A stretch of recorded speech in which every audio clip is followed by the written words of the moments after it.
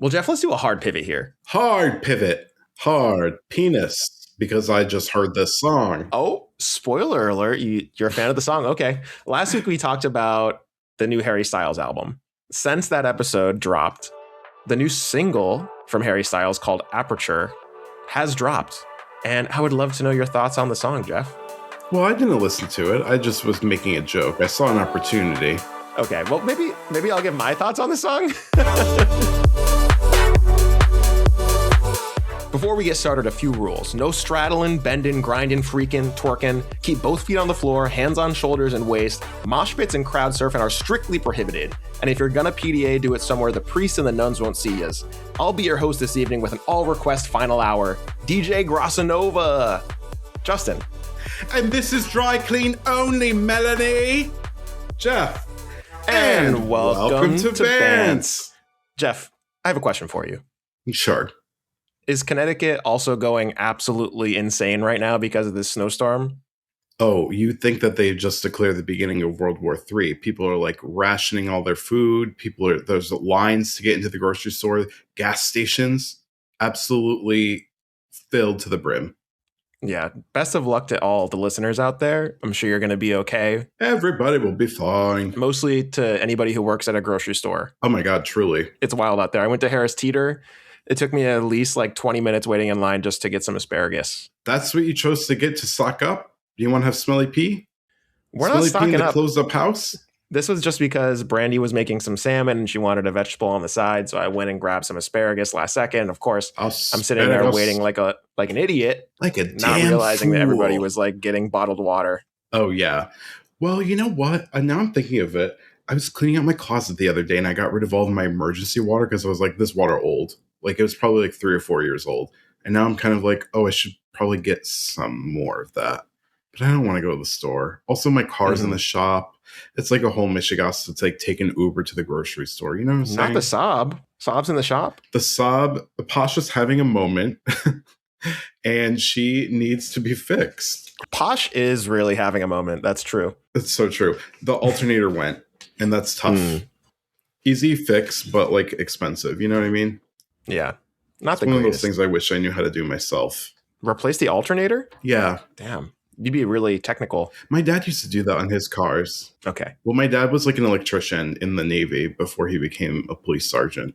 So he was real into that stuff. He used to like fix our cars all the time. We had a Pontiac Grand Am. It was huge.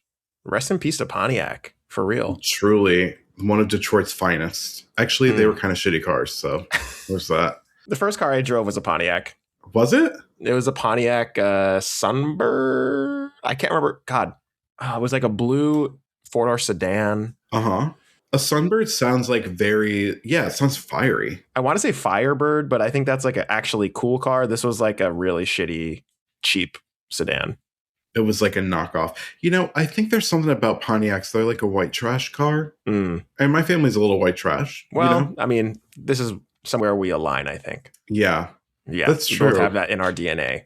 Yeah, it's part of us. Another thing that's part of us is award season, Jeff. We love to talk about it. We love to do the award season. I go through hell going through award season. And we are going to be talking about the Oscar nominations later today. Can't wait to get into that. It's going to be an interesting year for the Academy Awards. Well, here's what I want to know. Is it going to be that interesting? Because I kind of think like we already know who's going to win everything. That's just how I feel.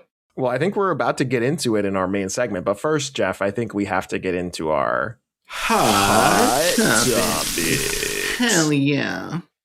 And Jeff, speaking... Wait, what was that? What? Speaking of posh, Jeff. Speaking of posh, my car's namesake. I guess, I know that you've heard. I know that you've heard about the Beckham family wedding drama. Oh, but of course. I got a lot of thoughts about this. This is so in your bag. It's so in my bag. It's celeb drama. Right. It's Spice Girls adjacent. I want you to tell me all about this. Fill me in. Okay, so there's a lot going on here. But what most recently occurred is that Brooklyn Beckham, who is David and Victoria's eldest son, I'm the eldest boy. He posted a series of stories, I believe it was, to his Instagram, talking about how his family and he are like basically in a feud and that they have like attacked, berated, tried to make him choose between his wife, Nicola Peltz, who's a daughter of I think he's the CEO and chairman of PepsiCo, billionaire family, the Peltz, rather evil people, I do believe, allegedly. And yeah, I don't know. This is a bad explainer. I want to give a couple of points of context here. You introduce this. People who are nuts as Spice Girls pilled, Victoria Beckham is Posh Spice. Of course. Who doesn't know that? She is, I would say, one of the most recognizable Spice Girls, if not the most recognizable Spice Girl. And of course, David Beckham, noted football or soccer player, depending on where you're from. Footballer. Their eldest son, Brooklyn, as you mentioned, got married, I guess like in the last few years. It was actually a long time ago. I think it was 2023. Yeah, it was a while ago. But just recently, he posted a series of stories on his Instagram, basically saying that he is like separating himself from his family. Yeah, they're estranged. He gives a lot of context. He says that basically his family, and I think honestly, he implies that it's mostly his mom, which is interesting. Yeah. But he basically says that his parents have been, and really the rest of the Beckham family, have been encouraging him to break up with his girlfriend, who is wife. Now wife, but at the time girlfriend, Nicola Peltz. Nelson Peltz is a billionaire. And I don't even think he's involved with Pepsi. I don't even know how. I thought he was the chairman of PepsiCo. He has an investment in PepsiCo, but he's not the chairman. Oh, okay. He's just like one of those guys. Like he tried to do a hostile takeover of Disney at one point, just like for fun. What's going on there? Awful. I know Nicola Peltz best for starring in Transformers: Age of Extinction. Jeff, have you seen that film? Of course I have not. Why would I watch that? Starring Mark Wahlberg. Really, that's such your vibe. You love giant robots and Mark Wahlberg. I do think Mark Wahlberg is hot, but I also think that he's dumb, and I also think that Transformers is dumb. Well, I thought that it was pretty cool to see giant robots that transformed into dinosaurs. So I did indeed see that film. What are you, 7? How old were you when this film came out? Too old. Let's see, 2014? I was 23. 22, wow. 23. Justin, I think too old for Transformers. Just a feeling I have. If the shoe fits, I accept it. Okay. Now, there's a lot of dark stuff, I think, that are a part of this story. Would you say it's dork-sided? I would say it is indeed dork-sided. Point for me. And it is sad that Brooklyn feels the need to estrange himself from this family. And I think that there's a lot of complicated relationships that come into growing up rich and famous. Two of the most famous people in Britain, if not the world, in Victoria Beckham and David Beckham. But I think that there is one part of the story that has really gone off in the culture, which is, of course, Brooklyn Beckham alleges that at what was supposed to be his first dance with his new wife at his wedding, Victoria, aka Posh Spice, co-opted the DJ Mark Anthony, I forgot this is a rich person's wedding, co-opted Mark Anthony, noted singer and mayor of Miami, apparently. She asked Mark Anthony instead to invite Victoria Beckham onto the floor, say that she was the most beautiful woman at the wedding, and then allegedly, according to Brooklyn Beckham, she danced, quote, on me, end quote, in a way that was very, quote, inappropriate, end quote. Jeff, your thoughts on this? I don't believe it. I don't believe that Victoria Beckham did that. The DJ of the wedding actually was on the morning show in the UK. It's called The Morning Show. It's like their version of Today. And he was like, that's not actually exactly what happened.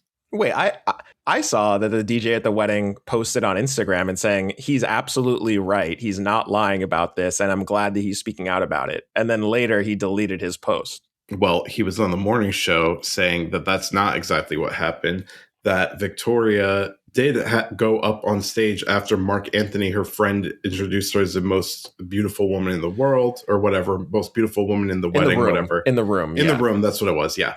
And that she danced, but that was planned and that Brooklyn and Nicola had already had their first dance. What's up, y'all? Editor Justin here. Just wanted to clarify something because Jeff is actually mistaken here. I did pull the interview on This Morning, which is the morning show that Jeff is talking about here, with DJ Fat Tony, who was the DJ at Brooklyn Beckham's wedding. He clarifies in that interview, which takes place after his husband's Instagram post, where he posted, "I was at the wedding, you weren't. It's all true." that Nicola and Brooklyn had not actually had their first dance yet when he called Victoria Beckham to the floor. Instead of paraphrasing, I'm just going to take a clip from that interview and play it here so you can hear it right from his mouth. And after that, we'll get back to the show. So what happened was, this is what happened, guys. Right. So basically, Mark Anthony was performing on stage. He then called Brooklyn onto stage. Brooklyn went onto the stage where the next minute everyone was expecting it to be Nicola to go up and do the first dance. And then Mark Anthony asks the most beautifulest woman in the room to come to the stage. And then he says, Victoria, come to the stage. So Victoria's by the stage, she goes onto the stage. And of course, at that point, Brooklyn's like suddenly literally devastated because he thought he was going to do his first dance with his wife. Then Nicola leaves the room crying her eyes out. Brooklyn's stuck there on stage. And then they do this dance and Mark Anthony's like, go, put your hands on your mother's hips. And it was a Latin, it's a Latin thing. And the whole situation was really awkward for everyone in the room. Can I ask you a question? Okay. Let's say, put yourself in the headspace of a bride. Mm-hmm. It's your wedding. Yeah. No, listen, I'm not saying... And your mother-in-law is introduced as the most beautiful woman in the room. What's your response? I'm pissed. Yeah. Definitely I'm pissed. That definitely is true. And what I'm addressing here is that I think that there may be... I would say you're a Spice Girls fan. I surely am. A big one, Justin. Big fan. 0.0001% of their top players in 2023 on Spotify.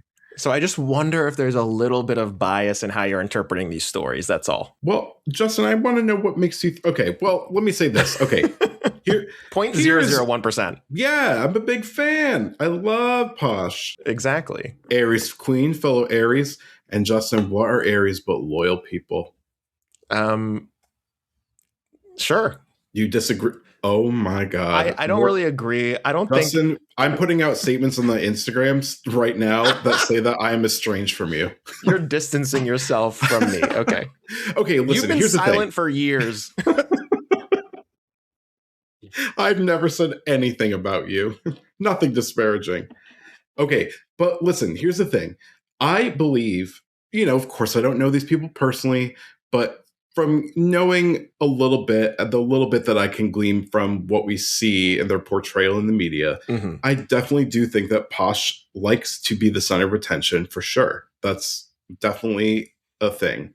I also know that there was a couple different things that have occurred with them over the years that makes none of this a surprise to me. Firstly, there have been lots of rumors for years, even when Nicola and Brooklyn were just dating, that she didn't get along with Victoria specifically, but with the Beckham family in general. So that's been a thing for years. Yeah, and I have to say, as this came out, that complicates a lot of those reports because, who do you think was leaking those stories? Now, especially that Brooklyn has come out publicly with these statements, right? It's definitely possible that Brooklyn and or Nicola or somebody affiliated with them was the person who was leaking those stories to the press, right? Exactly. I have to say, I think that this is just a classic situation where the family is hey, your girlfriend's really not that great. And we love and support you, but this is probably not the best choice for you because all of his siblings, and some of them publicly, including Cruz, his younger brother, have posted or replied to comments or replied to stories or other posts, basically being we all don't like Nicola. She's not a great person. Nicola's former hairstylist and her former makeup artist, two separate people, have posted that she's a terrible person. She's difficult to work with. She's very insecure. She's jealous. All these things make me feel like Nicola's camp was probably, allegedly, this is all alleged, leaking the stories to the press about her and the Beckhams not getting on well. Yeah. And the Beckhams are a tight-knit family. They do everything together. I mean, that's true. And I'm sure part of that is control, right? Part of that is business. If you're as famous as David and Victoria are, you have to be careful about your image, your public image. And you also have to be careful about your name. And something that was alleged by Brooklyn in his stories was apparently Victoria and or David approached him on the night before the wedding and asked him to sign some kind of agreement that he couldn't use his name or something like that, which makes actually kind of sense because Beckham is kind of like a brand at this point, right? And if you have like a billionaire's daughter marrying you, maybe you don't want them to totally co-opt the Beckham name in whatever thing they're going to be doing, right? Yep. But he uses this as like an example, a piece of evidence against his parents, which I think is like a little bit naive and misguided. Like in a wedding of this scale, there's going to be like prenups and legal agreements like this. I think that's not weird, right? Totally. At the same time, it would not surprise me. Like you said, Victoria loves to be the center of attention. There might be a little bit of narcissism going on, and like weddings bring out the worst in people. Like I think that, you know, there's a reason why the mother-in-law stereotype when it comes to weddings is like a thing, you know? Yeah, I mean, definitely. I'm very thankful that like in my wedding, both mothers involved were like so just great in every way. Yeah, very chill. So I'm very lucky about that. But like, think about a friend who had a wedding and some story about their mom or their partner's mom. Yeah. There's a million, right? Yeah, I mean, I don't know. I guess I can see both sides on this one. It's just unfortunate that it came out in like a public space that Brooklyn felt like he needed to post like 6 very text-heavy stories to his Instagram. Like that. It was a lot. That's a lot. It is tough. I feel like I could see that this was Nicola being like, you need to post this. We're distancing ourselves from the family. There's been some speculation that she wrote it. Yes. If you compare, I mean, like, and I'm not like a huge like Brooklyn Beckham fan. I love his mom. That's the extent of this. But like his mom is important to me and to my like formative culture and tastes, everything. So like I don't like follow her kids like that, but it doesn't sound like something that he would say if you compare him to like other posts he's made and other captions he's written and just like vlogs that he's made, because he tried to be like a YouTube chef for a while. Whom's among us, you know? Yeah. What? No one else did that here. So it just, I don't know. It doesn't feel like it was him. And I could definitely see a situation. We have a friend who had a marriage that was not so different than this. The spouse wanting to isolate them, keep them away from everybody, and basically being like, this is how we're going to communicate and interact with your family. I feel like I'm great at pattern recognition. This feels like something I've seen before, and it doesn't feel real. And I'm sorry if like all 3 of your siblings and your parents and other people in your orbit who are, you know, are different degrees of related to him, like don't like her. There's probably a good reason. And then all these former staff people of her, as soon as their NDA is over, have a lot to say about what a bad person she is. I kind of am going to believe that. Yeah, I think it's possible. You know, this reminds me of the Justin Baldoni, Blake Lively thing, where it's like, I'm sure that both sides, like both parties in this conflict, are not the best people. And I think that in life, Justin, shut your whore mouth. Well, okay, I shouldn't say the best people. I mean, nobody is perfect, right? And like, of course, people make mistakes, and it's just rare that it comes to light all of your mistakes, right? Which it's funny I mentioned the Blake Lively and Justin Baldoni thing, because there's also been a huge dump when it comes to that. The released text messages from Blake Lively's phone. Very weird. We're not going to get into that today. Wait, we're not? Would you care to? I thought that was your least favorite topic. I thought you wanted to talk about it. I left it off our show doc. Okay. Let's talk about it. We got to talk about it. Let's quickly wrap up the Beckham stuff. We need to put a little bow on the Beckhams. Yeah. I think it's unfortunate that it came to light. And I hope that everything is resolved. I truly hope that Brooklyn reconciles with his family, because I do think that it's important just to have those relationships. And it seems like all of the other Beckham children are not like on the same page as he is, which is it's very difficult. Definitely. That's a very like stressful situation to be in. You know what? It is stressful, I'm sure, but it's also like at the end of the day, I feel like you have a gut instinct. I think, you know, if all the people you love and care about don't think that you're in a good situation, you must have doubts too. Otherwise, you wouldn't be like removing yourself from the situation, being like, I don't want to hear about this. We're doing our own thing now, later days. Yeah, it's tough. I mean, it's also attracting a lot of attention, because I think that Brooklyn is like the canonical Nepo baby in a lot of ways. Like he really hasn't done a lot on his own. Like there are Nepo babies. And I'll say, like, we're not an anti-Nepo baby podcast. I think that we do like the occasional Nepo baby, like Dakota Johnson. We love Odessa Zion. We love. True. People can be the children of talented people and also be talented, right? Yeah. Brooklyn, on the other hand, and this is all respect to Brooklyn, but he just hasn't done that much, right? Like on his own. He put out like a photo book, and he was like a YouTube or Instagram chef or something, like you mentioned. He really hasn't done a lot creatively on his own. And I think that's true. Most of his endeavors have been supported by his fame and his parents' fame, you know? Sure, 100%. So I think he's an easy target. I do too.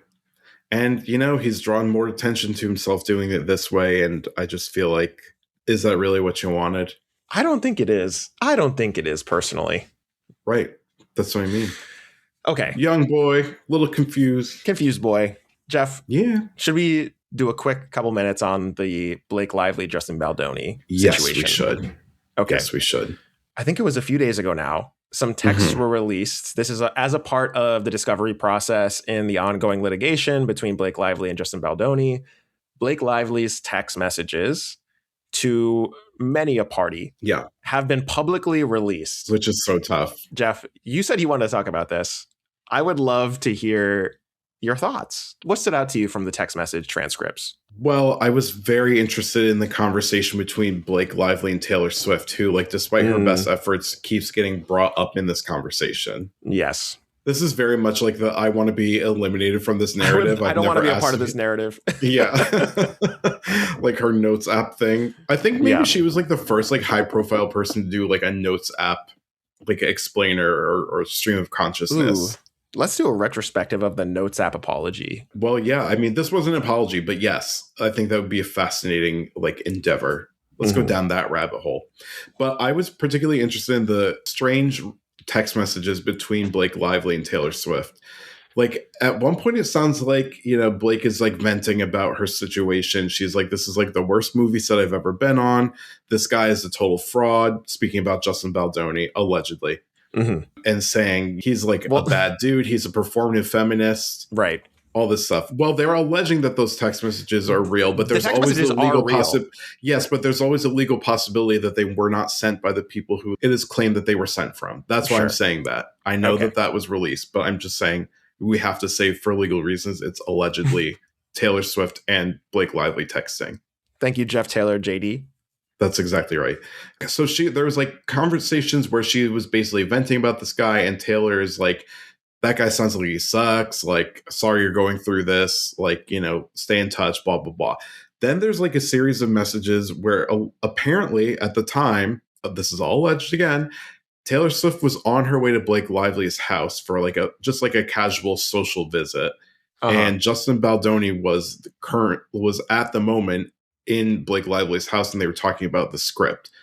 Now, in these messages, Lively says that she has rewritten a version of the script, which is something that we talked about quite a while ago. So she has like an alternate version, Blake's version of the script for, what was that movie again? The Flower Shop movie? It Ends With Us, I believe. It Ends With Us. Thank you. So she has her own edits to the script, which famously, like Justin Baldoni was like the writer, actor, director of this film. Right. And she's like, hey, Taylor, like, I know you're headed over right now. She's like, can you casually read through my new script and just like support my thoughts? And she's also at one point says something to the effect of, even if you don't have time to really read this, it would be great if you could just come into this. Yeah, just say that it was the best thing you've ever. That it was great. Right. Yeah. So it's really odd, and it sort of feels like she was like using Taylor's like celebrity and power to like her advantage. And then there's like another series of messages that is later in time, where Blake is like sending like basically like a high school text being like, hey, like, I'm just reaching out. It feels like there might be something off between us. Like, I'm just catching like a little bit of a weird vibe. It feels like you've been distant. Like, just, I was talking to Ryan, her husband, about it, and he said to just ask you if there was any problem. So that's good me advice. Doing this. Good advice. It is good advice. But it felt like very kind of like, well, it felt very like high school to me. Taylor responds and is like, yeah, things have been a little bit weird. It just feels like she like basically says it feels like you've just like been venting nonstop. Corpo speaking. Yeah. And like talking in like a corporate way. Right. You've been using the first person plural a lot. You've been saying we a lot as if you're like, in a deposition. And like, that's a little bit weird. And I wish it would just be normal again. Yeah. It's worth noting that Taylor Swift and Blake Lively have not been like seen out since the whole Justin Baldoni, Blake Lively drama. Right.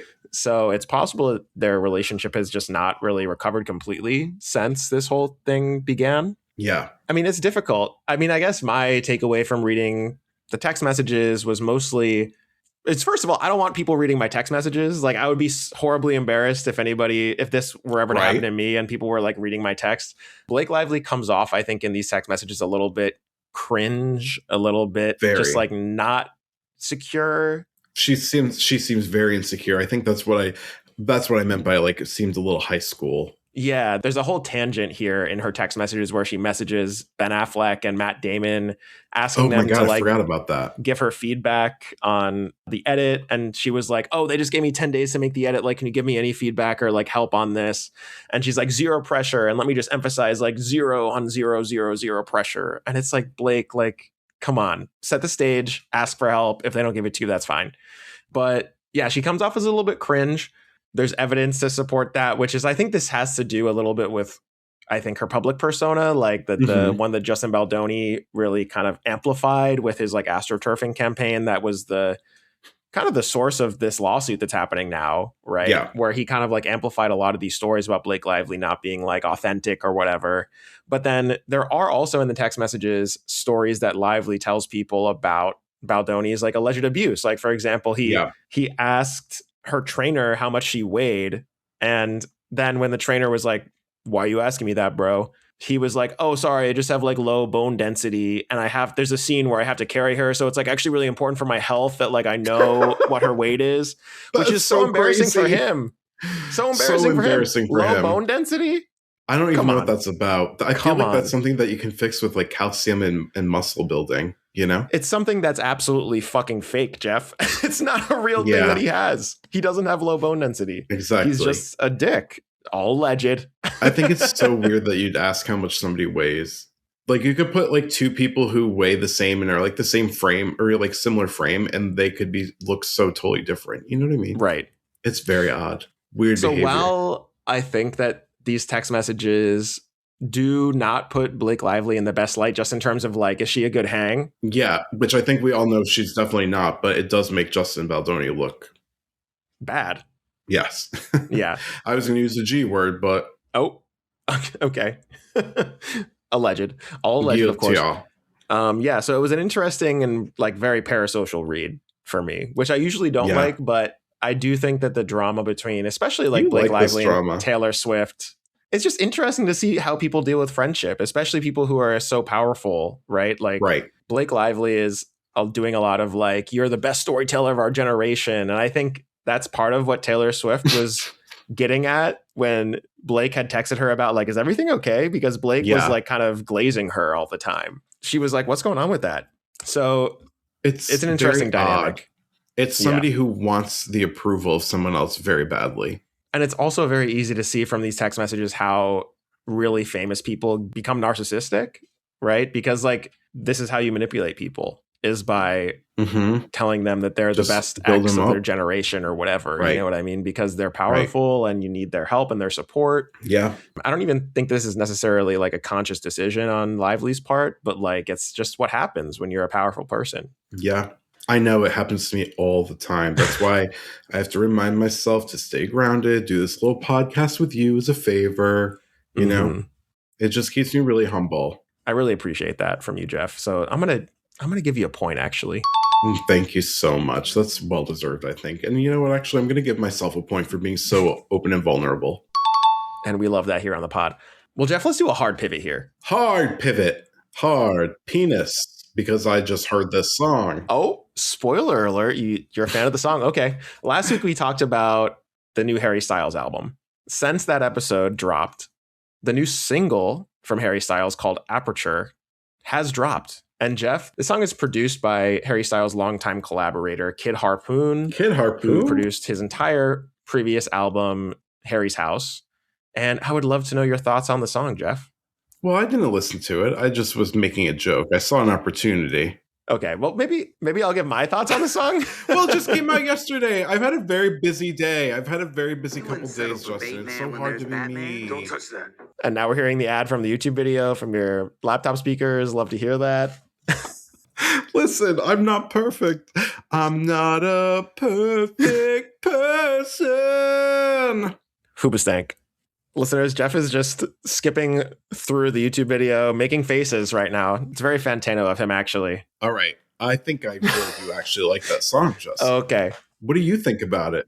As someone who's listened to this at length multiple times. I indeed have. So I should preface this by saying I know my customers. The song is over 5 minutes long. We love. Not a traditional length for a debut single. I speculated when we talked about the album that maybe Harry was going in a dance music direction. And listeners, let me tell you, I think I'm in my Harry Styles phase right now because this shit is like Harry Styles saw like my musical wheelhouse and was like, I'm going to make a song exactly for Justin. Wow. He said this one's for you, King. He said, hell yeah. I was listening to this, the first like presence of the drone at the very beginning, the slow build up with the little Jersey Club beat coming in.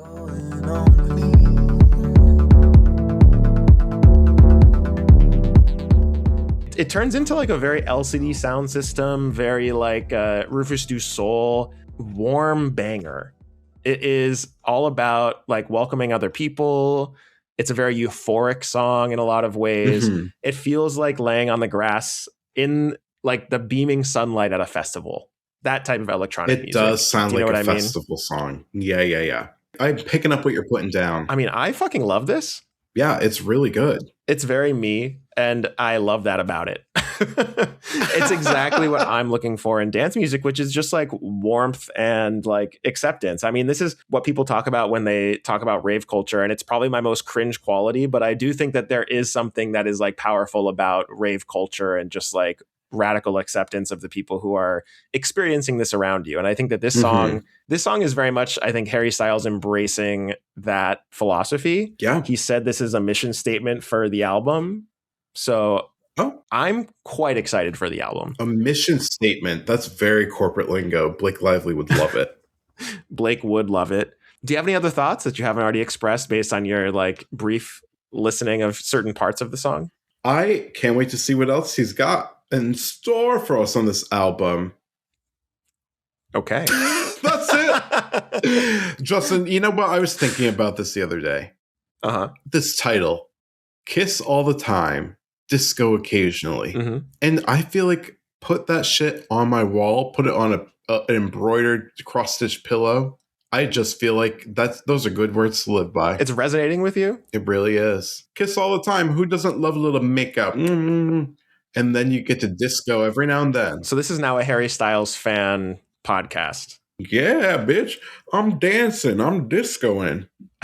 I'm so excited to hear this album. I've never really been a huge Harry Styles fan before this. I've been like a casual listener. You famously did not like Watermelon Sugar, Justin. Not the best. Hated that. Not the best song from his portfolio, but I do think this one has the potential to like make a lot of waves. And I'm happy to see Harry having some fun. Him and Olivia Wilde have broken up. They've been broken up for a minute now, following the whole Chris Pine spit debacle. I still believe that Harry Styles spit on Chris Pine. Like I'll die on that hill. And we'll agree to disagree on that. But you're blind. It sounds like what we can agree on is that we're really excited for this new Harry Styles album. You know, Justin, it does sound like we can agree on that. Okay. Well, I'm happy to hear it. Wait, I just was thinking about this, though. We also agreed on something else that was in the group text, our main friend group chat. Sure. That I feel like we need to bring to the listeners because I need to know. So this is our first official Bands poll of 2026. Oh, we're doing listeners, a poll. Dear, please write in. Please comment. Pause what you're doing right now. Pause this after I ask the question, and then comment on Spotify or Apple, wherever you're listening, and let us know what your vote is. But I wanted to know last night because Anna came over and we were talking about the Jonas Brothers, and she was like, they don't have one hit. They don't have one very popular song. I said, that's simply not true. However, we were like a little bit old for Jonas Brothers when they were like at their peak.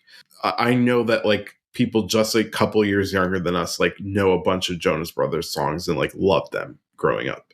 Then she was talking about, and they're not even cute. And I was like, girl, firstly, yes, they are. That's crazy coming from Anna, because I know she has an absolute crush on Nick Jonas. But then she said, well, only Nick. The other two aren't cute. And I was like, are you kidding me? I was like, they're all good looking. Not cute. They're all good looking. I said, Kevin looks like someone I could reasonably bag. And I love that. And The then guy I next said, door. and The guy Joe next door. Jonas is so hot. He's like stunningly beautiful. Like he's got like great hazily green eyes, thick, full eyebrows. Brow goals. It's like 2 fucking black caterpillars on his forehead, and it looks so good. And he's also very funny. And she said, no, Nick is definitely the hottest Jonas brother, hands down. We brought that poll to the group chat, and I will say almost everybody else agreed with me. Well, I don't know about almost everyone else. It was tight, but I will say Joe did come out on top, and I did vote Joe in the poll. Yeah, as well you should. He's a beautiful man. So now I need to know, listeners dear, which to you is the hottest Jonas brother? Is it Nick, Kevin, or Joe? Spoiler alert, the only correct answer is Joe. I'm going to say condolences to Kevin, who is going to get absolutely murked in this poll. Wait, what does murked mean? Is that a gamer term? Murked? Killed. I don't know what the origin is. I don't know what the etymology is. Feels like a gamer term to me because I don't know that. Murk. It first emerged according to Merriam-Webster. So, believe that source as you may. In early 1990s hip hop, short for murdered. Murdered. Okay. Yeah. Damn. The black community is rolling their eyes at me right now that I don't know this. And that's tough for me. And on that being tough for you, Geoff, why don't we take a quick break and we'll come right back with the Oscar nominations, Geoff. These are going to be tough for you because I'm going to dominate once again. We'll be back.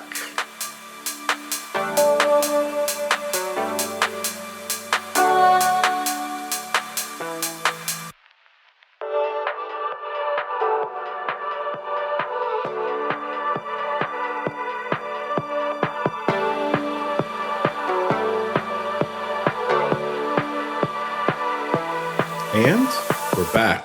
We're so back. And we're here today to talk about the Oscar nominations, Geoff. We surely are, but there's something that I do need to talk about before we get to the Oscars. Okay. And it didn't really fit into the hot topics. I need to talk about my recent obsession on TikTok, which is watching car detailing videos. Have you done this before? Geoff, I'm not on TikTok. Justin, it doesn't matter. Have you ever scrolled through either a YouTube, an Instagram Reel, YouTube Short of people detailing their cars? I do think I've experienced a subgenre of YouTube video that's all about cleaning dirty things. I do love it. It was rugs for me a couple of years ago. I was really into the deep rug cleaning. Oh, yeah. I feel like I need to start a business where I do this kind of shit. Like, I would love to deep clean rugs. I just need a garage with a drain in the floor, and I could make it happen. And I do such a good job, Justin. Don't you think that'd be fun? I do think that the videos are edited in such a way to remove the labor part of it and to maximize the satisfying, look, all the dirt's coming out part of it, Okay, yes. That may be true. I relent. However, isn't that what when you think back about doing something like that, something that's tedious and required a lot of effort, but was beautiful outcome? Don't you just remember the outcome? Yeah. What do you remember? I'm not remembering the labor. I'm not remembering that I jammed my fingernail or that I don't know, stubbed my toe or that I pinched my finger in the door trying to open. You know what I'm saying? I don't remember any of that. I just remember, damn, that turned out beautifully. And I was very pleased with my abilities. The audacity. You know what I mean? Yeah. Well, I think I'm going to get into this, and I think I'm going to deep clean and extreme detail my car. I'm going to take the seats out, vacuum. I think I'm going to repaint parts of the vinyl that are faded or stained. I think I'm going to do it. Do it up. But I think it's not maybe I think the only way that it's a career is if you make content out of it. What are you talking about? These people one guy has a detailing business that he does out of his condo garage. People bring their car, park it, and then he's like, what exactly do you want done? They give him the whole list and he walks through the car with them and then he prices it out and then he gets started. And he films it. And I mean, he definitely makes money from the filming of it, and showing it on TikTok and all that. Maybe I'm speaking to my own preferences. There's a lot of people that I watch that do restorations of old, sometimes it's appliances or equipment, old axes or knives, but also video game consoles. They're often the same. Yeah. The Venn diagram is just a circle. You know what I mean? It's kind of the same stuff. I think that's so true. And that's really a hobby that becomes a career when you make content, Yes, that is detailing, true. I can see an actual business. Yeah. I also have just been thinking about this. Like, how many people do you know who, we're in the United States. Mhm. And in the US, like when you own a property and it snows, you're responsible for like clearing the sidewalk for some reason. It's crazy to me. It doesn't make sense, but I can't Legally even get started on responsible. that shit. Yep. But you're like legally responsible to clear the sidewalk in front of your house or your business, whatever land you own. How many people do you see after a snowstorm who just like simply never even attempt to do so? Well, Geoff, I have to. This is my urban elite coming out right now. Well, Justin, you never pass up an opportunity to let everyone know you live in the big city. I'm just saying, I'm talking about the burbs. In the last how long? I guess like 15 years. I haven't really lived in the burbs. Oh my God. This man acts like he never come back home when it's snow. Too good for old Connecticut. Never during a snowstorm. And like my dad gets his driveway plowed. There's not sidewalks where he lives, it's just the driveway. There's a middle ground somewhere, and I'm not a landlord. You know what I mean? In cities, it's the landlord's responsibility to clear the sidewalks, right? Well, do your landlords in the city clear the sidewalk? More often than not, is what I'll say. But in DC, it's not 100% because we don't have a lot of snowfall here. Yeah, mid-Atlantic nonsense. Okay, well, in New England, it still happens a lot, and people don't do their sidewalks. And I was like, what if I got a little tiny tractor? Like a little baby one, like almost like a Fisher-Price sized tractor or like a Barbie's Jeep sized tractor. Sure. And I just put a little plow on it. I can keep it, somewhere, whatever. We can worry about that later. Maybe like outside my building underneath like the bike shed. And then like charge everybody $5 to clear the sidewalk in front of their thing. I think that people would do it. And I'll put my phone number on the side of the thing and like a giant Venmo symbol so that people could just Venmo me. I think this is a winning micro business. So you're saying you're basically starting a plow business. Yeah, but just for like their driveway New London. Or their sidewalk. Right. Yeah. And I'll just like drive around the city. New London's in the happy gray area, somewhere between suburb and city. Yeah. Right. So you got people who need to clear out like their sidewalk, but it's just a couple blocks. It's not like a massive proportion of land. Yeah. Yeah. So I can see that. Would it turn out to be profitable? Who's to say? I think if I bought an inexpensive tractor and in a used plow and did the maintenance myself, then I think it would be profitable. Okay, well, Geoff, I think we've been vamping enough on the plow business. Wow. And I do think we should move on to the Oscars. I think we should keep talking in an unstructured format. That's just my thought. Go on. No, that's all right. We have to do your thing. It's a compromising partnership. Okay. And we do love our episodes to be less than 2 hours long. Well, some of us do. But Justin, in the interest of time, and you're making this go on for a very long amount of it, let's talk about our Oscar nomination picks and predictions for winners. Right. So for those who don't know, Geoff and I have a competition where we try to predict the winners of the major award shows, the Emmys, the Oscars, and the Grammys. Whoever gets 2 out of 3 of those gets to pick a episode topic for the year. Yeah. Even if it's against the other host's wishes. So yeah, the stakes are high. The stakes are super high. The stakes are extraordinarily high, and I will win again. And Justin, I'm not even sure what we'll do when I choose the winning topic this year. I'm going to pick something very dastardly. Dastardly? Something very dastardly. Something that you absolutely hate. Something dork-sided that you hate. Okay, well, I hate to hear that. I will say I've already won the Emmys competition, so you're on your back foot here. Justin, I'm going to spring forward like the clocks on daylight savings time ending day.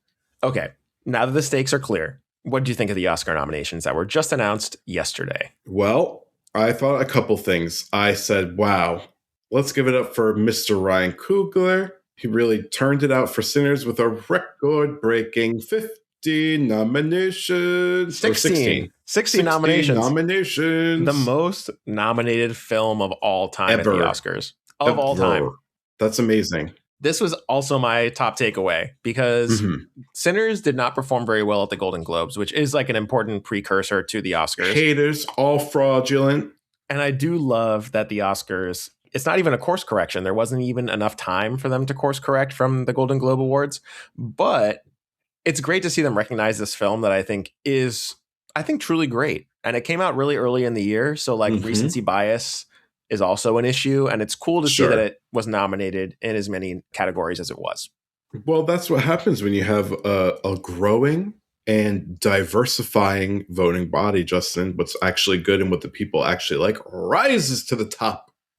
Good voters, diverse voters. I do wonder, and we'll get into this when we get into the big six awards, but like I do wonder how much it'll actually win. And I think that's maybe the big question going into the Oscar night itself is like, can they actually pull it off? Because I think that there is another film that we've been talking about a little bit over the course of the year. We sure have. One Battle After Another, directed by Paul Thomas Anderson, starring Leonardo DiCaprio. He is the biggest movie star in the world. Is he? Do you think so? I think he is. Like biggest male movie star or biggest movie star, period? I think biggest movie star. Okay. Who do you think is the biggest female movie star? Well, I think probably either... Well, okay, here's my thing. Which this is a game that I played a long time ago when I lived in New York and was dating that guy from NYU who went to Tisch. Okay. His friend group liked to play this game called Star or Actress. And remember I made you guys play it before? I don't remember this, but... Okay, so a movie star is different than like an actress. I know exactly what you're saying, yeah. Yeah, they're prestige actresses. I'm thinking somebody like Amy Adams, for example, who of course is an extremely talented A-list celebrity underrated. And star. But when you think movie star, she might not be the first person you think of. You might think of somebody like Sandra Bullock as a movie star, who's also a great actor. Even like Jessica Alba, somebody who I would say movie star, not a great actress. Yeah. Sorry to her. Yes, and it's not necessarily that to be one, you can't also be the other. It's not mutually exclusive, yeah. Yeah, it's just like, what would you most identify that person as, an actor or movie star? I think Leo is both. I think he's both a movie star and a great actor. 100%. But to me, in my mind, I'm like, oh, star. Yeah. He's been famous since he was like, he hit the scene, basically. But he does great work in One Battle. Like, he's incredible in that film. Yeah. Which I do believe. Should we get into our picks? Let's talk first, before we get into our picks, snubs. Because I think there's at least one film that was heavily snubbed here. And I would love to hear you talk about it. It surely was snubbed. But you know what, Justin? I've made my peace with it. And part of the reason, and I think if you listen back, you'll remember this too. Part of the reason I said that Ariana was absolutely robbed last year in all of the best supporting actress categories is because I did not see how Wicked 2 was going to stand up to the first installment. Because I said this movie was so great. It was kind of perfect. Like, I think I'd probably give it like a 94 out of 100. The colors, we just got to up the saturation, you know? Then it's 100? Some more vivid. Then it's 100? Then I think so. Yeah. Okay. For me. The first one. But the second movie, Wicked for Good, got 0 nominations because it just was not that great. 0 nominations, though. Like, Yeah. We texted about this when the nominations dropped. We did. And I said, I'm not shocked that it didn't get many nominations. However, I am pretty surprised that Ariana, who had clearly the best performance in the film, didn't get nominated. And that it got nominated for none of the below-the-line craft categories that it got. Right. I mean, it got nominated costuming for all of those last year, right? Every single one. Costuming, makeup, production design. Didn't get nominated for any of those. And I have to say, the production design in Wicked for Good, excellent. Top tier. I mean, they were filmed back-to-back. Like, they are the same people who did everything in all of those categories. And I wonder if that hurt them. Perhaps. It did win a few of those categories last year. So maybe people were like, we don't need to keep applauding this film or this series, I guess I should say, that has already won. The movie is not as good as the first, right? Yeah. I think there was Wicked fatigue too. Yeah. You know, their marketing was outrageous. They co-branded with fucking everything. I saw like a Kick cereal rebranded as Wicked because they made the puffs like pink and they were like, it's Galinda's Bubble. Alphabet was on the Wheaties box. That's a lot. That's a lot now. James? I don't think that's actually true, but I'm just saying that, like, there was a lot of marketing happening. It was that intense. The movie just honestly, as we said in our episode about it, it wasn't as successful as the first one. And I think that drags the individual artists down with it. I think so too, because Ariana did a great job. And I maintain that she is like Ariana, star and actress. Mm-hmm. Agree. I always love somebody who can do a dramatic role and be a great comedic actor. I was just rewatching some of her sketches from the 2 times she's hosted SNL yesterday. They really stand up. She's still so funny. That's just what you do in your free time. rewatch Ariana Grande SNL sketches. Yep. And not listen to new songs you asked me to listen to for the pod. It's my brain. I'm sorry. It's okay. You choose to associate with me. That's why we love you here, Geoff. Okay, a couple of other snubs. Yes. Weapons. It's a crime against humanity. It's a crime against humanity. We're going to get into it. It wasn't my favorite film last year. There's one significant nomination here for Weapons, which I think is great, but it was not nominated for Best Picture. One. There's a couple other, or I would say there's exactly one other Best Picture nominee that I disagree with, that I think Weapons could have taken its spot. I also think it could have easily been nominated for Best Original Screenplay, 100%. Which it was not nominated for. And that's a bummer. And I'm sorry, what about Best Actress? Best Actress? Oh. Well, she was, I feel like she was Best Actress. Best Supporting? Sure. I think she has more of a chance to win, and I'm sure that's why the studio put her in. Are we talking about Amy Madigan? Of course! Amy Madigan. Okay. We all know that category fraud is a thing. I thought you were talking about, I'm blanking on her name right now, Julia Garner. I thought you were talking about Julia Garner. Oh, she was good. She was good. I don't think she rose to the level of Best. She would have been eligible for main actress, I think. I don't know if Amy Madigan had enough screen time to be main actress. I think she was really only eligible for supporting actress, which she was nominated for. Now, excuse me. Viola Davis, I think, won Best Actress for 9 minutes that she was in Doubt. Or did she win Best Supporting? I think she might have won Best Supporting. I renege that statement. She was nominated for Doubt in Best Supporting Actress. Oh, I thought she won an Oscar. She won the Oscar for Best Supporting for Fences. Oh, yeah. Okay. Well, damn. I'm a bad guy. I don't even know my award shows like that. I don't know my award show history. But yeah, I mean, I think it could have been nominated for a couple of other categories. I 100%. Do think that there's a couple of places where it could have easily slotted in. Okay, but what else do you have to say about the big takeaways? Because I want to get into the big six. Okay, a couple of other quick snubs. Okay. Jesse Plemons, not nominated for Best Actor. Oh, a crime. Next. There were a couple of nominations for Begonia. Plemons was not one of them. Boo. Fucking boo. I think that Marty Supreme's score, we haven't talked about Marty Supreme on the pod yet, but I think that the score was one of the strongest pieces of that film. Like great 80s electronic score, not nominated for score.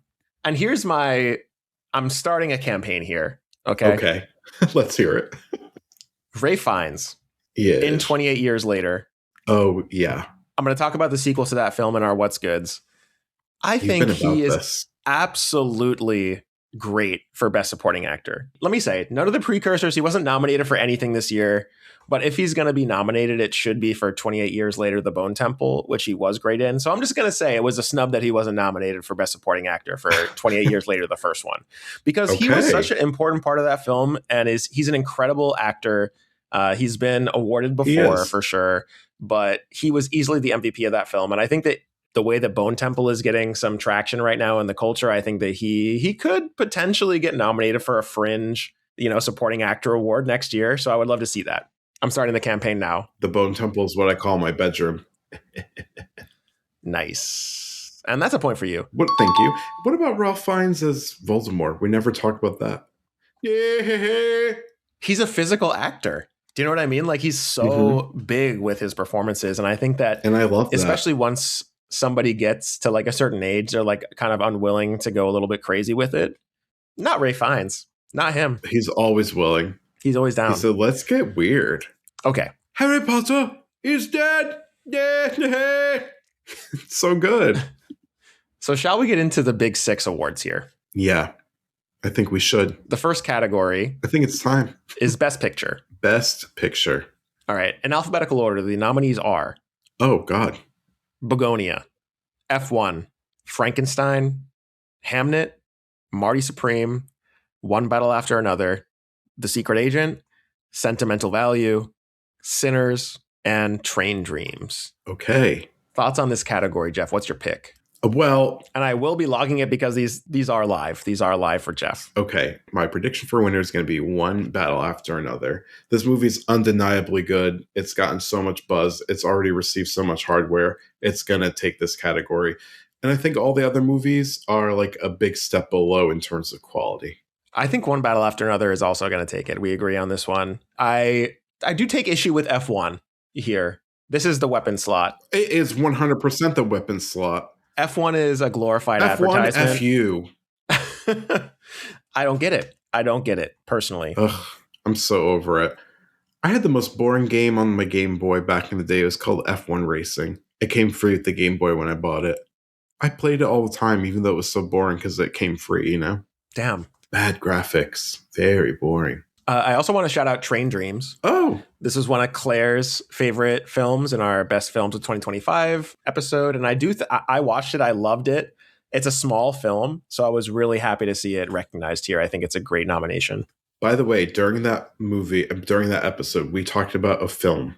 Mm-hmm. It was one of your favorites, I think. The Lynchian-inspired film. On Becoming a Guinea Fowl. On Becoming a Guinea Fowl. I watched that. I do not think that you adequately covered what that film was about. It was very dark, very depressing. Have you watched any David Lynch films? Yeah, but I did not like it. It put me in a very bad mood. I was very sad and very disturbed. Well, we're different people, Geoff. We sure are. I loved it. Shall we move on to Best Director? Let's talk about it. Nominees are Chloe Zhao for Hamnet, Josh Safdie for Marty Supreme. Oh, I see. We're going alpha by first. I think it's actually alphabetical by film name. So I think that's what we're doing. Okay. PTA, aka Paul Thomas Anderson for One Battle. Joaquin No one's calling him Trier PTA. for Sentimental Value. That's not true. People love to call him PTA. Ryan Coogler. Only nerds on the forums you belong to. For Sinners. Forums, what year is it? I don't know. Takes Where on am this category. What's your pick? Any takes? Well, very clearly, Paul Thomas Anderson is going to take home the hardware for this film. You mean PTA? I think the only person who has a shot... No, Justin, I mean Paul Thomas. PTA is the organization that my mom went to and got kicked off of. But Chloe Zhao, I think, is the only director in this category who I think has even a slight possibility of edging him out. But I'm still going for Paul Thomas Anderson. I'm curious. Listen, I'm not predicting this, but I do think it would be like a Moonlight moment. Oh? It's very possible that Sinners pulls it out here. I think it's possible that Sinners really has a wave this year. Just because of the general climate. In some lights, it would be bad to have a White Boy of the Year award. For PTA to get all of these awards, you know what I mean? Mm-hmm. He's deserving, don't get me wrong. I loved One Battle After Another, but I do think that there is a little bit of momentum growing behind the Sinners train right now. Well, I would love to see that. That would be a big surprise to me because I think probably right now he has maybe shot for fourth place out of that category. Fourth. I would think it would be Paul Thomas Anderson, Chloe Zhao, Josh Safdie, and then probably Ryan Coogler. Because I think a lot of people are racist and also were this is a black movie that was a horror movie and didn't really watch it, you know? So you have more faith than I do. I would be delighted. By the way, did you watch Ryan Coogler on Amy Poehler's podcast? I've seen some clips, but that's it. Okay, you should listen to it. I don't exactly know. I don't know where he's from. Bay Area. He's Bay Area, baby. Bay Area. Okay, I really like his accent and the way that he talks. There is something very fascinating about his parlance. You love accents. And he has a good one. But it's interesting. He also talks from the back of his mouth and the bottom of his voice, if that makes sense. It's it sounds like mumbling, but it's clear and staccatoed mumbling, if that makes sense. It's very interesting. He did an incredible video before Sinners came out about VistaVision, the film format, for Kodak. Oh, okay. And cool. I don't know if you've seen that video. No, I haven't. But I'll send it to you after the pod. We'll drop a link in the show notes. He explains it in a very technical way, and it's all in the same accent. It's incredible. I love it. It's the only reason I know what VistaVision is. I was he's not very famous to the masses, to the zeitgeist. Right. But I think that he had such a high viewership on that video of her episodes partially because of his accent. And also he's very witty, which I enjoyed. It was fun to watch him and Amy go back and forth with each other. I mean, it's great scheduling. Sure is. I think this is what I'm talking about with the Sinners momentum. You gotta campaign, baby. If you win it, you gotta say it. Can you imagine the shock if Sinners takes a lot of these awards over One Battle? I mean, Justin, I guess that's what... Let's do our own version of people shouting in surprise and victory during the Oscars. We'll do it a couple times, and then you'll layer in post, and then it'll sound like an audience. I'm sure Ready? this is going to sound so good. Okay. And the winner is Ryan Coogler for Sinners. Okay. I think that's enough takes. And now we'll put them all together, and it's going to sound good. I know it's going to sound so good. Okay. Let's move on to Best Actor. What about actress? Do you want to do actress first? Justin? Okay. Best Actress. Actress. The nominees are Jessie Buckley for her role in Hamnet, Rose Byrne in If I Had Legs, I'd Kick You. You know, that's my personal pick. Of course, mine too. Kate Hudson in Song Sung Blue. We'll get back to that. Yes, we will. Renata Rensby in Sentimental Value, and Emma Stone, which is one of the few Bugonia nominations. Geoff, your take on this category and your pick. Best Actress is always one of my favorite categories because I love women. You know, I love women. And, you know, personally, I would love to see Rose Byrne win. I do think that Jessie Buckley is getting a ton of buzz for her performance in Hamnet, which I have not seen, but I've been told that it was very good. And critics are just like raving about it. And it's gotten like a lot more viewership than If I Had Legs, I'd Kick You. So I think for those reasons, she is probably going to take home the hardware for this category. Yeah, I totally agree. I think this is one of those races that has just been crystallized in the precursors. Like Jessie Buckley's been winning all of these awards. Yeah. I have seen Hamnet. I think that Jessie Buckley's easily the best part of this film. I think that in a lot of other ways, it's a little bit snooze fest, predictable. It's a little bit Oscar bait, but Jessie Buckley's been in so many good things. And it's one of those performances and one of those actresses where it's like, it's not that it's her time, but it's just recognizing a really gifted young actress. It's her year. She's young. You know what I mean? So it's not like a Demi Moore situation. Yeah. But I agree with you. It's definitely Jessie Buckley. Let's talk about Kate Hudson here. Let's please talk about Kate Hudson. What's going on? What? Kate Hudson, what are you doing here? I've seen the trailer for that film so many times, and every time I get you did see it, huh? I get a little bit nauseous. I'm like, this is like Oscar biopic stuff. Firstly, it looks like a 30 Rock movie. Like it looks like a fake movie that they made within the show 30 Rock. Right. I just like, it doesn't seem like it's actually real. Like it seems like it's made like with a wink, but I think that they're very eager. You know what this feels like? It feels like a Golden Globes nomination where it's like we're nominating Kate Hudson because she's famous. Do you know what I mean? I don't agree with this one. What an indictment of the Golden Globes. Also, there are other people I may have slotted in here, like Chase Infinity in One Battle was definitely running a campaign for Best Actress. Yep. There's some potential category fraud there because Chase Infinity is really only in like the second half of One Battle. So like, is she the best like actress material?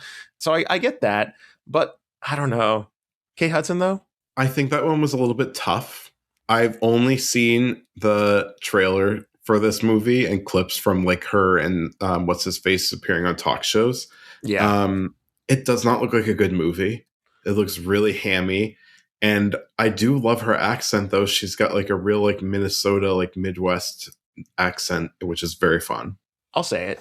I think it's absolutely possible that Julia Garner could have gotten this for Weapons because she was the lead actress in Weapons. Yeah. And I think we talked about this when we talked about the film. She was really like surprisingly nuanced and great in that film. She was. And also very funny, like showing off her comedic chops. Mm-hmm. So I would have loved for her to take this. I think that Weapons is just generally undernominated this year.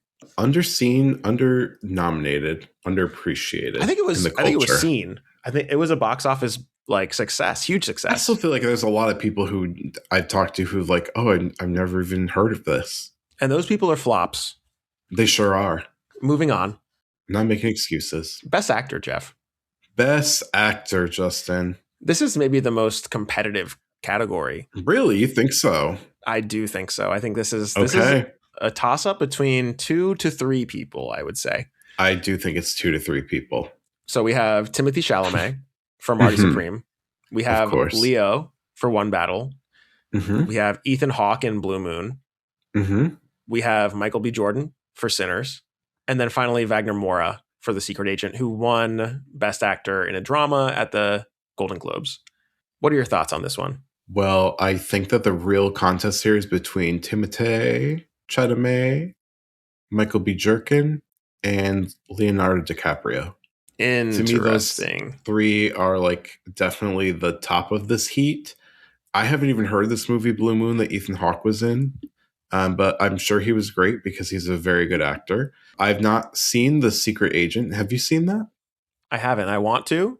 Honestly, I think he's number 3. I think that it's Timmy, Oh, interesting. Leo, and Wagner Moura in this one. Okay. All right. Interesting. That will be fun to see. I do think that people are looking for a reason to give Michael B. Jordan some hardware because he has been acting for a very long time and Famously. has really not received many awards for it. And so I think, with him being the lead of this film, doing 2 roles in one film and doing, by all reviews, a great job in it, I think that people are interested in having him involved in the conversation. Mm-hmm. But I do think ultimately this is Timothée Chalamet's to lose because he has like straight up been campaigning for it since this movie was like being advertised and has been saying, I want this. I want to be a great actor. Basically, give me this award if you think I deserve it. So your pick is Timmy. Your pick is Yes. Timmy C. Okay. Yes. I'm with you. So far we're 4 for 4. aligned, Justin. We're aligned so far on 4 out of the 6 big awards here. Okay. I agree. I think Timmy C is going to win this award. I think that his performance in Marty Supreme is the best part of it. I've said a lot of positive things about the film. I do have some nitpicks with it. I'm not quite as negative as you are, Geoff, and we'll get into that whenever we have the episode. Yeah. But I do think that Timmy's performance is incredible. He is just he's embodies very good in Marty in this film. And he's such a physical actor. He made me hate him. Yes. He made me hate him. And I'm like, damn, that's really good because I love Timothée Chalamet. But I was like, get off my screen. The campaign has been so strong. And I do think that his campaign is against Leo's, right? I think Leo's number 2, I think, in most circles. Yeah. Okay. And I do think that Leo has not been running much of a campaign for Best Actor. He's present at these award shows, but like he's too busy being on like Bezos's yacht or whatever. So I think that honestly, Timmy C's got this one in the bag. I would love to see an upset and to see Michael B. Jordan take this. I would say I would be equally happy if Timmy or Michael B. Jordan took it. I think both deserving, both great actors. I would say some of our best living actors right now. Agree. I think Leo's not running a campaign because he's like, I don't need that much attention, guys. Don't look at me. Don't make me accept. Interesting. Don't make me accept. And that's all I'll say about that. I think we all know the subtext there. Anyway. Supporting. Let's talk about the best supporting categories. These are 2 of my favorites every year. We love these. Shall we talk about the big one? Let's talk about best supporting actress. That's exactly right. This is the category where Amy Madigan is nominated for Weapons, and we do love to see that. We do love to see the Weapons nom. Also nominated, Elle Fanning for Sentimental Value, Inga Ibsodder-Lilius for Sentimental Value as well, Wunmi Musaku for Sinners, which I think was a little bit of an upset here. That was fun. Incredible to see her nominated. And of course, Tiana Taylor for One Battle After Another. She won for Best Supporting Actress award at the Golden Globes. Geoff takes on this category. I think this is maybe the most unpredictable of the categories that we've talked about so far. Yes, I agree. I think that probably in the lead is Tiana Taylor. Tiana? Is it Tiana or Tiana? Okay. I think it's Tiana. Tiana Taylor, I think, is definitely in the lead here. She did deliver a great performance.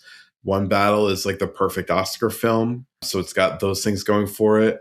I do think that Amy Madigan is she is an actress who has worked with a lot of people and been in the biz for a very long time. She is loved by the industry.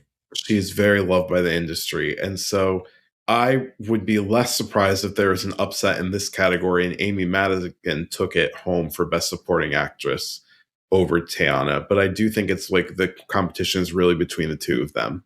So what's your pick? To clarify, my personal pick is Amy Madigan, but I think I'm going with Tiana Taylor. Okay, Tiana Taylor. It sounds like we had the same internal conflict here. I'm rooting for Amy Madigan, right? Same. And I almost picked her. I really did. But I just think Tiana Taylor has the momentum. I think that One Battle, if my predictions give any kind of like overall story, it's that I think One Battle will sweep. I think that One Battle is going to dominate the awards this year. I just think that like in terms of like representation and the messaging of Sinners, it is timely, right? And I think it is a great film, but so is One Battle. I think that One Battle also features a lot of Black women who are very talented. I think that the message behind it about revolution and how we move forward from this time in history is also very timely. Yeah. I think that maybe it's being a little underrated because it's just been the front runner for so long. And now Sinners has gotten a lot of nominations. Yep. There's a little bit of momentum behind it. I just think that One Battle has this year, honestly. So I'm also picking Tiana Taylor. Damn, Justin, we are aligned. So far, we're 5 for 5. Okay. This is crazy. The final category. Mm-hmm. Category. That's exactly how you pronounce that word. Category. The final category for the Oscar Academy Award. Best Supporting Actor, Benicio del Toro for One Battle. Yeah. Jacob Elordi for Frankenstein.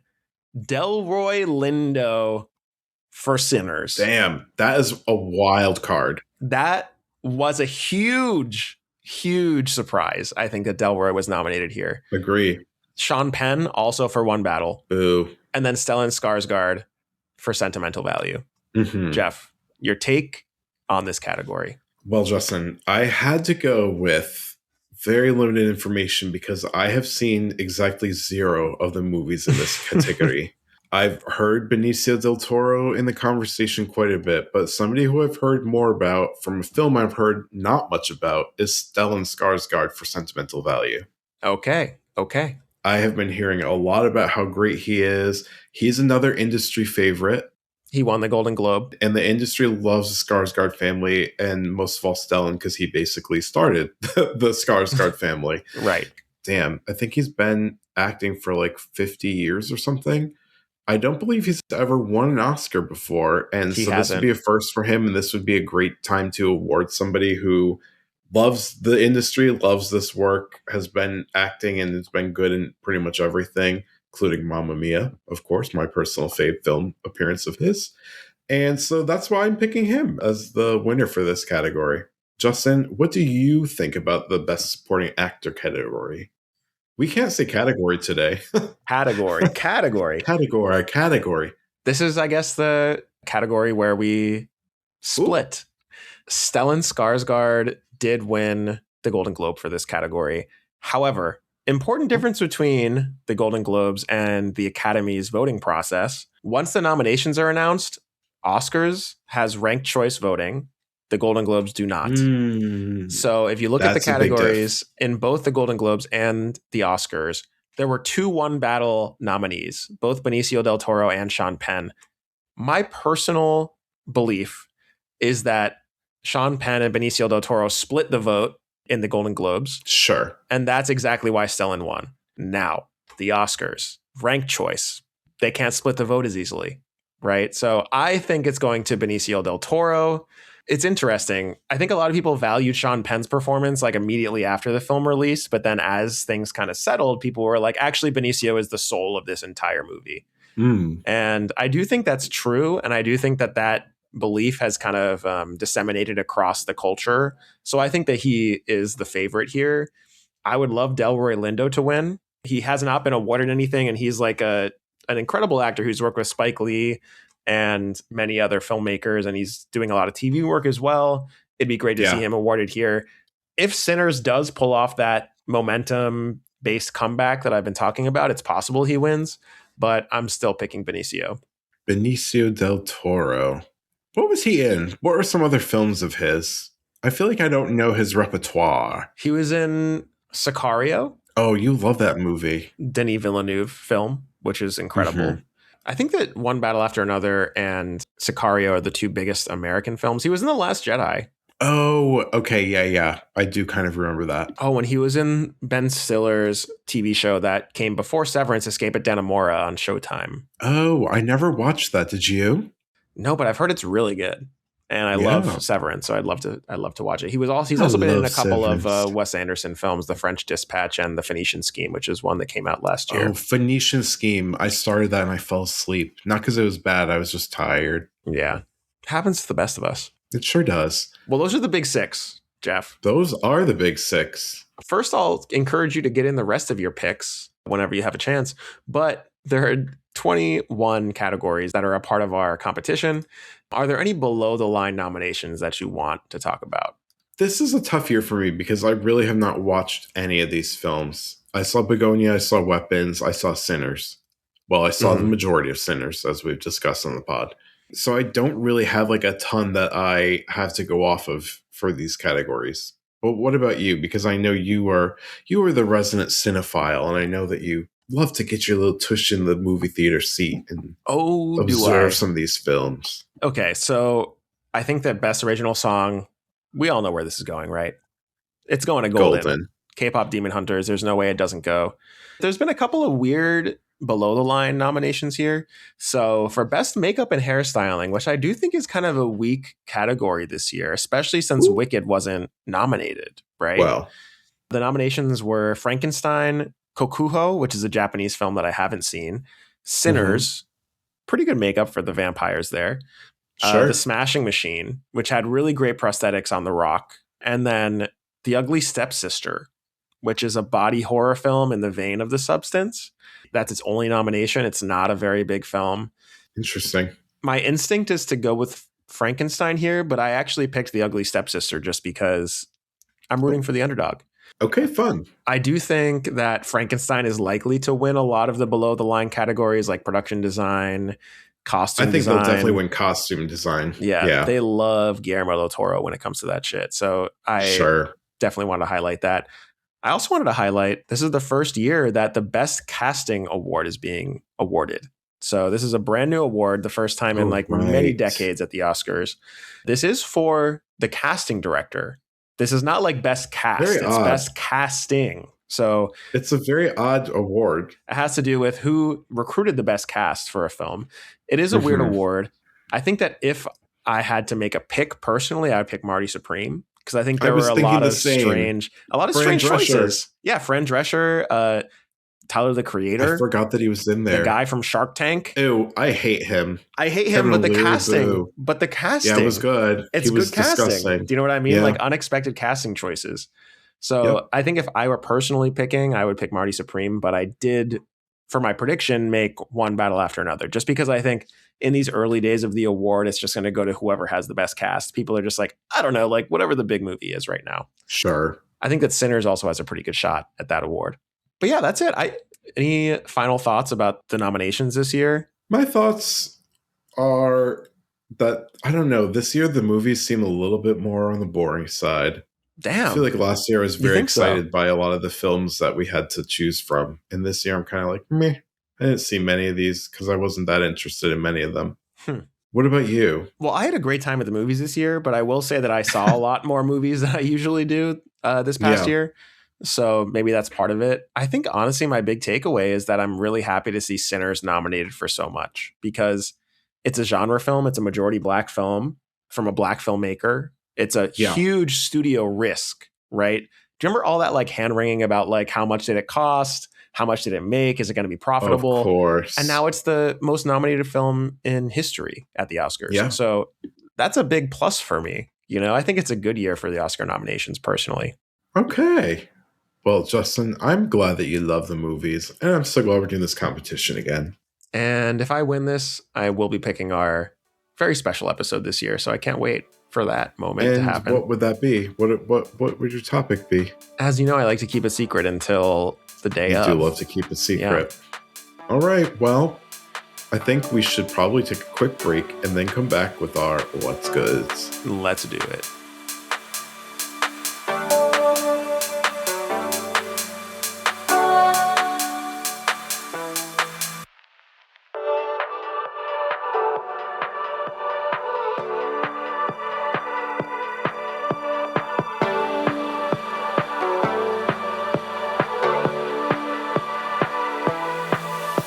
And we're back. And we're back. And I did think that Justin's What's Good was covered last week, and he assured me that I'm wrong. Listeners, I was indeed correct. My brain is bad, and I'm very sorry. I don't know what to do about it, you know? There's really not much. What about those jellyfish gummies? what do they call those those gummies that they're like, oh, it's made from jellyfish. It helps you remember things better. It's obviously like a scam. This is the first I've heard of this. Is this an Instagram ad? Is that what's happening No, here? it's like, it was on TV like years ago. Okay. I forget. They were just saying like, oh, the special chemical derived from jellyfish, blah, blah, blah. Are you over the age of 70 and watching TV at 3 a.m.? These gummies are for you. That's exactly right. And the answer to all those questions is yes. Well, we have quite a discussion about the Oscars, the Beckham drama, Beckham Peltz drama, I would say. That's right. Blake Lively and Taylor Swift. Blake Lively. Yep. And of course, Harry Styles' new song, Aperture, which we love. Absolute Bob. Absolute Bob. Unanimous love on the pod. But Justin, there's something we haven't talked about yet. Mm-hmm. And that is something that you think is really great and that you want to jab and banter about. Jab? I don't know why I said that. Banter about. And I'm failing miserably. But what we're here to talk about is what's good with you. Well, Geoff, thanks for that incredible introduction.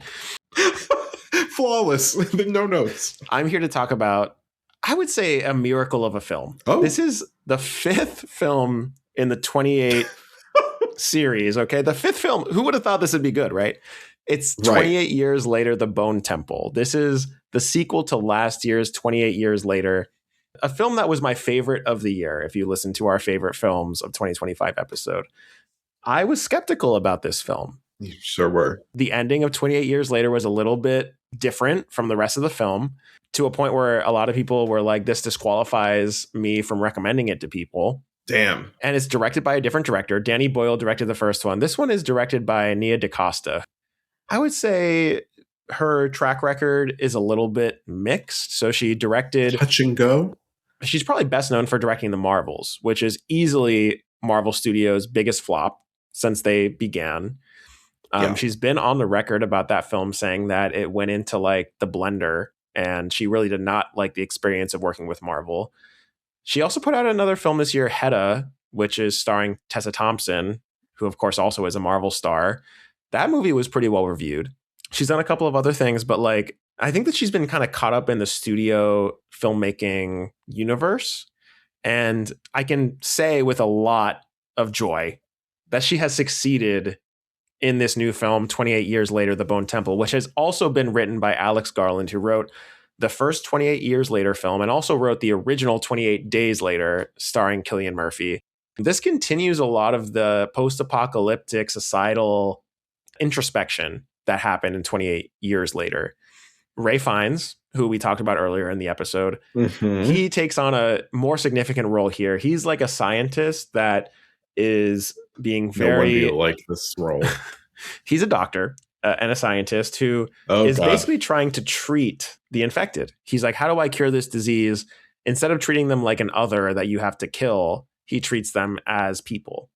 And then on the mirror end of Ray Fiennes' character is a character named Jimmy, who's played by Jack O'Connell, who was the vampire in Sinners. You may remember the Irish vampire. Yeah. Yep. And he's wearing this like insane blonde long wig the entire film. And he is clearly invoking this like British popular culture figure who recently died. And I guess after his death, it came out that he was like a huge pedophile. I forget this guy's name. Apologies. I thought you were going to say Lucius Malfoy, and then it took a dark turn. I'll look it up. Hold on. Jamie Savile. I don't know how to pronounce his last name. Never heard of her. Very British. This whole series is very British, which I do love about it. It has a sense of place, right? But he's clearly invoking Jimmy Savile. I don't know how to say his name, who is a guy who had a huge amount of celebrity in Britain for a long period of time. And then after his death, it came out that he was really exploiting children. And I think that that's a really important facet of this film. This film is super critical of fame, of celebrity culture, of hero worship and celebrity worship. It's a little bit critical in kind of almost now like a throwback way, because I think we've got a lot of films that talk about the value of faith, but it is very critical of religion as well, because this Jimmy character played by Jack O'Connell is leading a cult in which Spike, who is the main character and the child actor from 28 Years Later, the earlier movie, he joins this cult that is led by Jimmy. and is like a lot of bad shit happens to him because of him joining this cult. There is a lot of gnarly shit in this film. I think that traditional horror film fans will like this better than the first one because there's a lot less of the like heady, conceptual, philosophical thinking that happened in the first one. But for that reason, it's a bit more of a grim watch. There are some gruesome scenes and some of it is really tough to get through, but it's really all worth it for what I would say is the climax of the film, where Ray Fiennes, this is like a very minor spoiler, but he basically performs an incredible karaoke performance. I don't want to spoil it completely, like what song it is. I just need to understand how this comes into play in this film. It would be a spoiler for me to explain to you how it happens, but I need to tell the listeners that in our group chat, Anna, our friend who is on our karaoke episode and our travel episode, said, what was it? A karaoke for your life, a lip sync for your life situation happens. Yeah, she said lip sync for your life. It's a very RuPaul situation. Like Ray Fiennes is in a lip sync for your life situation in this film. And he goes absolutely all out. And I'm saying right now, I'm on the pulpit for Ray Fiennes, Best Supporting Actor 2026. Okay? Give him the Oscar. His physical performance is incredible in this film. He's so underrated in these two movies. Like, everybody needs to see these two films, 28 Years Later and 28 Years Later, The Bone Temple. Go to your cinema if it's still showing there. If not, I'm sure it'll be on Netflix soon. It's really insanely good. It's also just great to see Nia DaCosta having like an absolute dub in her bag. Having a win. Yeah, she's great. Go. And I like that dub in your bag. I would love to see her continuing to make really cool and genre bending films. What about George W. Bush?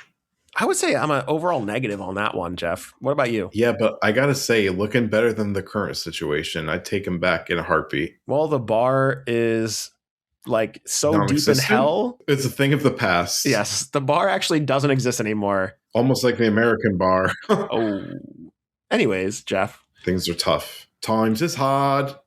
Yes. Jeff, we talked about a lot of, I think, positives from the Oscar nominations this year. We also talked about so many. A lot of messiness between Blake, Taylor, the Beckhams. Let's rise above all of that. And let's hear about what's good for you this week, Jeff. Well, Justin, we're rising above that, and then I'm taking us right back down to the gutter. Oh, I'm going to be a big old gutter slut this time because I have to do something that's very lowbrow. And that is going on to luxury car websites and building your own ideal car. This is your what's good? This is my what's good, Jeff. This is 13-year-old Justin core right now. This is what I used to do when I had just began to have access to internet. I love to daydream. What color should I get in my Nissan 350Z? Oh, should I pick galactic white or should I pick interstellar gray? I love to do it. I'm sitting there. And by the way, my other recent obsession has been watching Chinese car videos because what they are putting in Chinese vehicles is incredible and puts the American auto industry to absolute shame. And I'll just say it now, absolute shame to the American auto industry. Okay, but anyways, I've been really enjoying myself. I've been spending some time. I've been on these websites. Can I ask? Yeah. Which makes are you looking at in particular? You cannot laugh at me. Oh boy. You're not allowed to. Oh boy. Okay. I'm not going to do it. Okay, good. Don't. You promise? I have been looking at Volvo and I built my own XC90. And then I also was like, let's be a little crazy and do the 70. And the 70 is a station wagon, which you know I do love.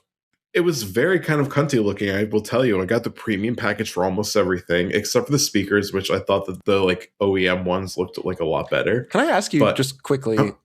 Oh, sure. Right in the middle of my story, but okay. Can you remake this station wagon that you've designed for yourself, take a screenshot, and then we can make that the album art for this week's pod? Absolutely, I'd be thrilled to do that. Okay, great. Maybe with like little Oscars riding inside of it. Exactly. Go on. Sorry. Oh, and Harry Styles will be dancing on top of it. It's He'll gonna be doing great. his little like bug eye sunglasses in the corner. Yeah, with a disco ball. It's perfect. That's the album art for this week. Well, I love having options. I always say life is better with options. And you have all of them when you're on that car website. I was sitting there figuring out, did I want heated seats or ventilated and heated seats? Did I want to go for a Napa leather or did I want to go for a synthetic pleather, more environmentally friendly? Vegan, morally acceptable. I went with the leather. Oh, I'm calling our vegan friends. Well, you know what? It's about time. One battle after another. I'm going to battle all the vegans in my life and be like, shut up! You stop You're going to fight them in one-on-one combat. No. Okay. No. Enough. We get it. That's all I'll say to them. Anyways. Volvo.com. Volvo.com, everyone.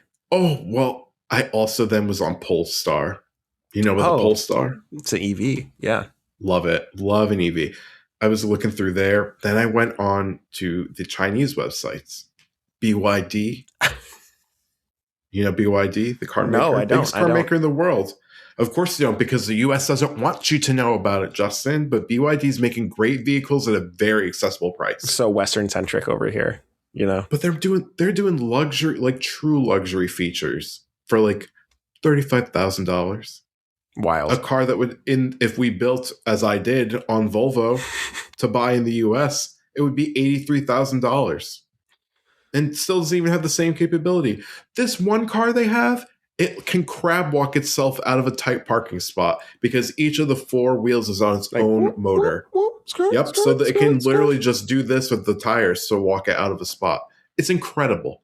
Now, that said, you are going to be absolutely fucked if you have any electrical problem because it's all computer shit. But, you know, that's a problem for another time. Anyway, that's my what's good. I think everybody should spend some time building their dream vehicles. It gives us something to work towards. I'm going to put it on my vision board, my Polestar, and my Volvo XC70. It's going to be great. Well, Geoff, this episode was great. Justin, this episode was spectacular. Fantastic, even. And I would say we got along perfectly. I would say that we were both perfect sweethearts, and there was not one battle after another for each topic. Alternative title for this podcast, except for this week, apparently. What? That was a joke that you made a few months ago. One battle after another, alternative title for this podcast. You don't recall this? Oh. Yeah. Now it's ringing a bell? Now I remember. Okay. So I'm like, oh, that's kind of funny. I would give that like a 3 out of 10, you know? 3 out of 10. It's not my best work. To your own joke. Okay. Next week, we are going to be talking about the actual Grammy Awards. If I win that, you realize that I get to choose the episode. So that's not how that works.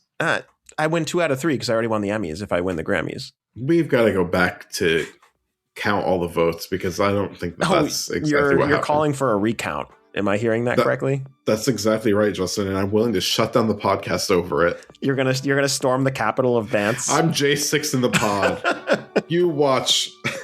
If it doesn't go my way, I'm J6 in the pod, and I know a bunch of listeners that'll be with me. Listeners, tune in next week to see who wins our award show competition, and until then, bye. This has been Bance with Geoff and Justin. Bance is created and produced by Jeff Taylor and Justin Benavidez. Graphic design by Jeff Taylor. Editing by me, Justin. The theme music for Bance is the track Nebraska With You by Sam Day and is provided by No Copyright Sounds. Email us at bancepod@gmail.com with any questions, recommendations, or just to say hi.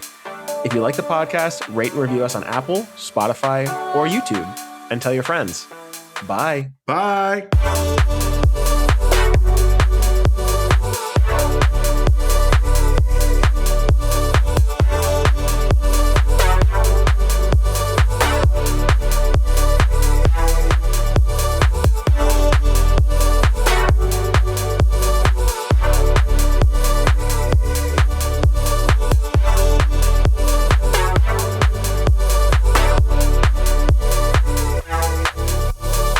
So I forgot that we were doing the Oscar noms. Okay. So I need to do my selections right now. Well, why don't you can do them live, and I have mine written down. Okay. Take your time, but I'm not going to put mine in until you put yours in. Okay. A few minutes later. Okay, Justin. I'm ready. Yeah, did you make your choices? Oh, that's what I was doing? I thought you said you wanted me to make them live.